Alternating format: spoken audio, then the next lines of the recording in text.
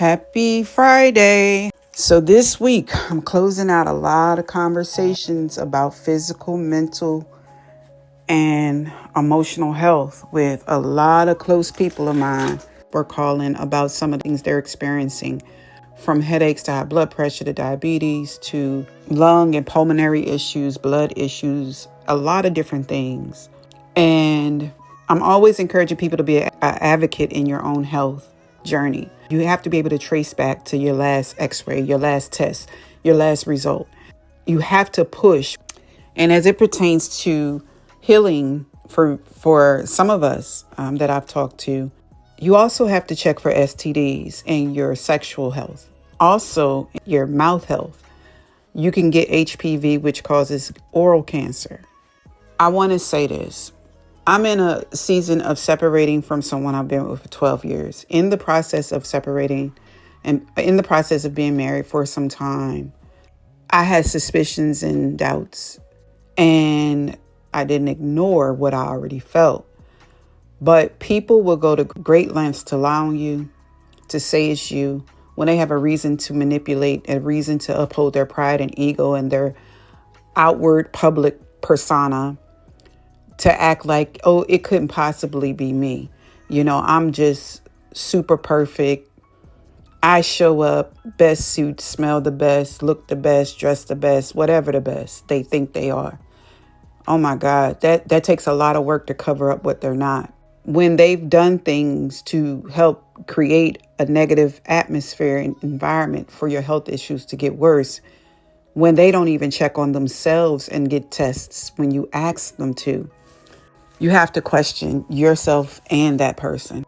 If the person lies to you, if the person neglects you, if the person abandons you, you got to set boundaries. And a person that can violate you, it doesn't just happen with them harming you, abusing you in certain areas. It starts with them lying to themselves and thinking they can get away with and do anything in secrecy. That includes sexual health.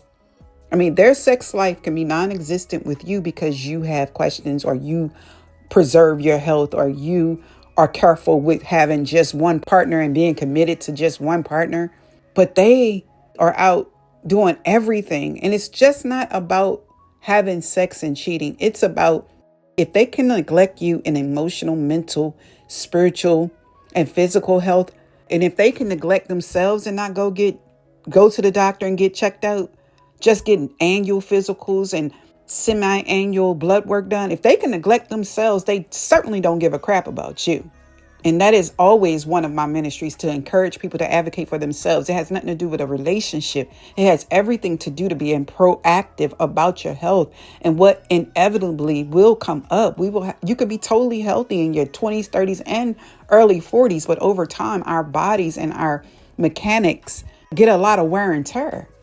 So that is why you have to be proactive. You have to be diligent. In my healing, I'm not caught up on what someone did or didn't do. Yes, it hurts at even thinking about it. It hurts at even thinking that I even lowered my standards or boundaries to accept certain things and allow myself to enter in certain things. But I'd rather focus on me, because if I spend too much time focusing on them, I'll stress myself out and my immune system will weaken and I will get sick.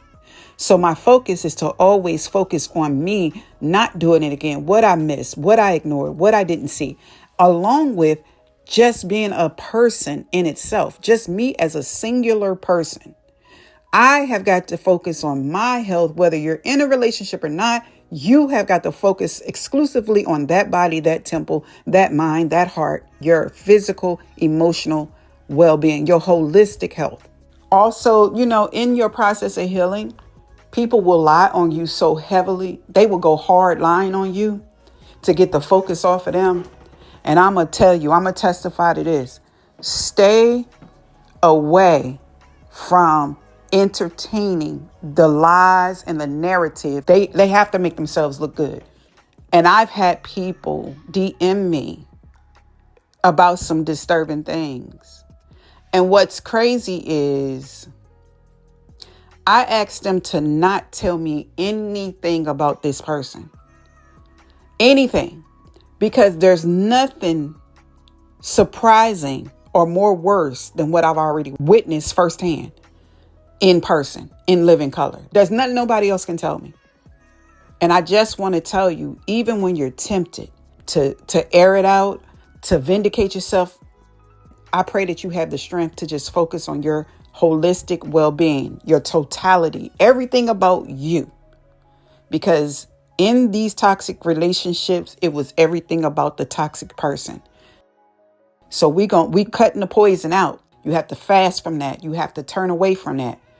And yeah, it looks like they know we're going to turn away because we're the bigger person so they can continue with their foolishness. But God will air them out. I promise you. God will do it in a way that we couldn't even think, fathom, or imagine that it will happen. Until next time, God's healing to you. God's best to you. Go get them doctor's appointments set up to get them checkups. Go advocate for yourself. Get off the rest of it. It ain't even worth your time, patience, or energy. All right?